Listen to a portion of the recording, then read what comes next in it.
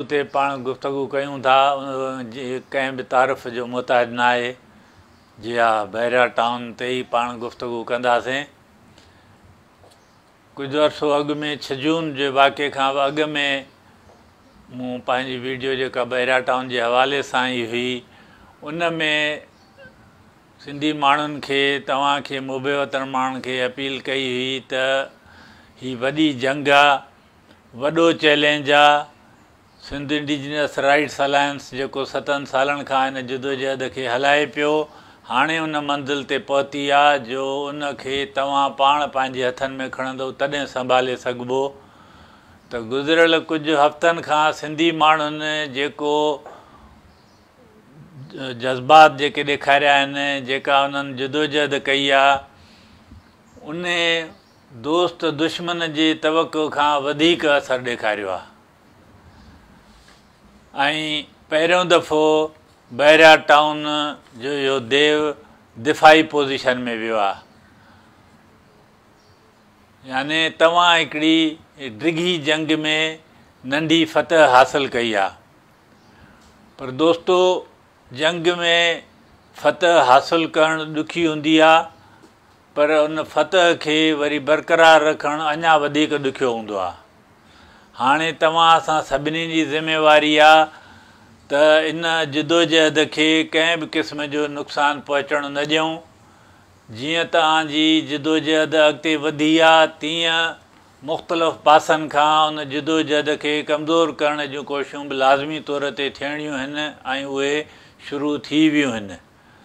ऐं उन्हनि में इहे बि कोशिशूं थींदियूं त ॿिया मुख़्तलिफ़ मसइला, ॿिया मुख़्तलिफ़ इशूज़ आॾो आणे ऐं बहरिया टाउन खां तवजो हटाई वञे, जदोजहद खे, उन जे रुख खे मोड़ियो वञे। त हाणे इहा एॾी वॾी जेका आफ़त हुई, उहा पहिरियों दफ़ो दिफ़ाई पोज़ीशन में आई आहे। ऐं मां जेकॾहिं जंग जी ॿोली में इन ॻाल्हि खे रखां त तव्हांजे घेरे में उहा अची वई आहे। हाणे जॾहिं उहा घेरे में अची वई आहे, उहो घेरो ख़तमु करिणो न आहे। उनखे जेको बि सिंध सां यकीननि तमामु घणा मसइला आहिनि, घणियूं मुसीबतूं आहिनि, पर उन्हनि जी उन डिघी जंग जेका पंहिंजी क़ौमी बका, पंहिंजे ख़ुदि इख़्तियारीअ जी, उन जी अॻिलो मोर्चो आहे, जीअं मां वरी वरी चवंदो आहियां। ऐं जेको नाक़ाबिले तस्ख़ीर सम्झो वेंदो हुयो, नाक़ाबिले शिकस्त सम्झो वेंदो हुयो, उनखे तव्हां दिफ़ाई पोज़ीशन में आंदो आहे। हाणे इनखे हिकिड़ी फ़ैसिला ते मरहले ताईं तव्हांखे खणी हलणो आहे। ॾिसो, पहिरियों दफ़ो थियो आहे तारीख़ में त सिंध जे माण्हुनि जी पंहिंजी क़ौमी बका जी जदोजहद जे हक़ में लाहौर मां आवाज़ उथियो आहे। इहो अहम नुक़्तो आहे। इहो छो थियो आहे त सिंधीअ में जीअं चवणी आहे त पथर पराओ सूर सभ का पंहिंजा रोए। त इहो बहरिया टाउन रावलपिंडी लाहौर मां बि गुज़रंदो पोइ हिते पहुतो हुयो। उन्हनि जी ज़मीनुनि ते बि कब्ज़ा कया हुअऊं। उते माण्हू उहा मज़ाहमत न करे सघिया। त जॾहिं हाणे तव्हांजी सिंधी माण्हुनि जी मज़ाहमत इन सतह ते पहुती आहे, त हुननि खे बि अहसासु थियो आहे, उत्साह थियो आहे त इन जदोजहद में शरीक थिजे। त हाणे उहा जदोजहद, उहा नंढी फ़तह, उहो जेको दुश्मन जे मज़बूत क़िले ते घेरा, जंहिं तव्हांखे मुल्क जे अंदरि, ॿियनि क़ौमुनि में ऐं मुल्क खां ॿाहिरि सपोर्ट ॾियारी आहे, हिमायत ॾियारी आहे, उन पंहिंजे घेरे खे कंहिं बि तरह सां असांखे छॾिणो, ढरो करिणो न आहे। ॿियूं जदोजहदूं बि थींदियूं। जॾहिं इन खे असां फ़ैसिला कुन जाइ ते पुॼाईंदासीं त असांजी जदोजहद में अञा घणो उत्साह पैदा थींदो ऐं ॿियनि महाज़नि ते बि असां पेशरफ़्त कंदासीं। हाणे इन ॻाल्हि खे मुंझाइण जे लाइ या तव्हांजे जदोजहद जो रुख़ मोड़ण लाइ हिकिड़े 2-3 ॻाल्हियूं कयूं थियूं वञनि पियूं। मां उन्हनि जी वज़ाहत करणु, उन्हनि खे चिटो करणु ज़रूरी सम्झां थो। हिकिड़ो त इहो सुवालु उथारियो वियो आहे त बहरिया टाउन जो हिकिड़ो बहरिया टाउन जाइज़ आहे, हिकिड़ो नाजाइज़ आहे, हिकिड़ो क़ानूनी आहे, हिकिड़ो ग़ैर क़ानूनी आहे।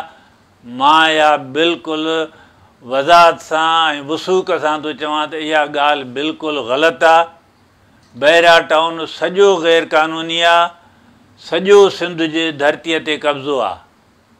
पहिरीं ॻाल्हि त इहा आहे त पहिरियों हक़ु असांजो तारीख़ी हक़ु आहे। कंहिं बि अदालती मुल्की क़ानून खां मथां हुआ उहो हज़ारे सालनि खां जंहिं धरतीअ ते माण्हू रहनि था। अंग्रेज़ हितड़े आयो, उन केतिरा क़ानून ठाहिया, पर छा हिंदुस्तान जे धरतीअ ते हिंदुस्तानी माण्हुनि जो हक़ु जेको आहे उनखे नुक़सानु पहुतो छा, या उन तां उन्हनि हथु खयों छा?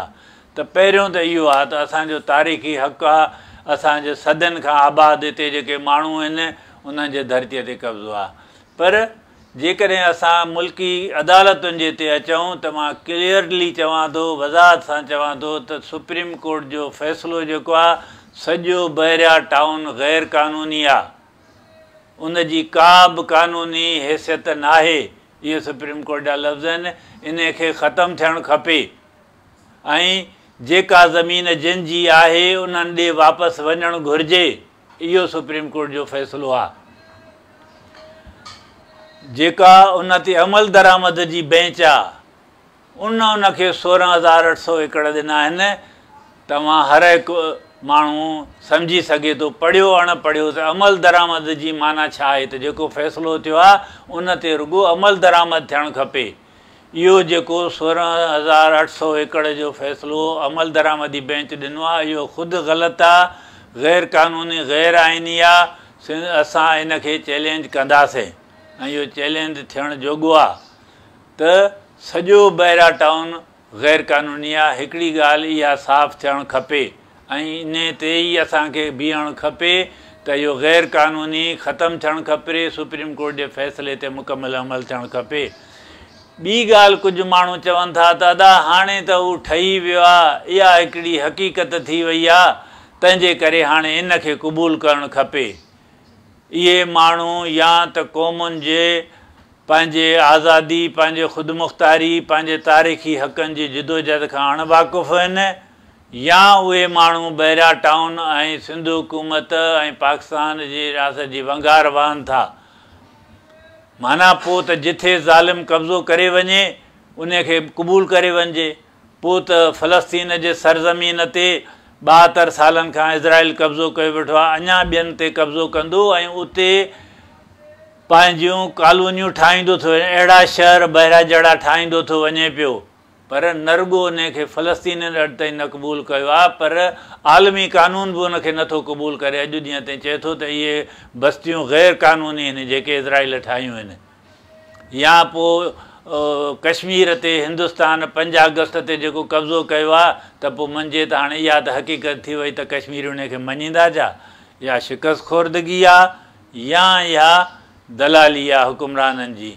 तंहिंजे करे क़ौमुनि जी जिदोजहद नसलनि ताईं थींदी आहे, डिघी थींदी आहे। इन डिघी जिदोजहद जे नतीजे में ई सूरत हाल हिते पहुती आहे। इन मरहले ते जीअं मूं चयो त इहो नाक़ाबिले तस्ख़ीर सम्झो वेंदड़ इहो क़िलो जेको हुयो सिंध ते कब्ज़े गिरनि जो, उनखे तव्हां लोॾे विधो आहे, उनखे घेरे में आंदो आहे। इन खे असां चयो वेंदो आहे जंग में असले जी अहमियत हूंदी आहे, हथियार जी बि वॾी अहमियत हूंदी आहे, पर माण्हुनि जे जज़्बे जी ऐं वॾी ॻाल्हि उन में सही हिकमत अमली जी ज़रूरत हूंदी आहे।